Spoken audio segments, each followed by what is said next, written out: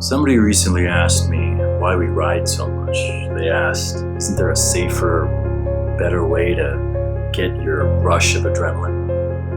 I thought about it, and riding is a lot more than just a rush of adrenaline. For a lot of us, riding is living.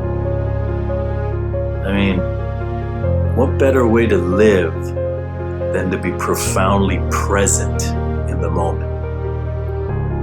What better way to live than to forge meaningful, everlasting bonds with fellow human beings? What better way to live than to conquer your fears, challenge yourself, never take life for granted? Riding grants us all of this. To ride is to live.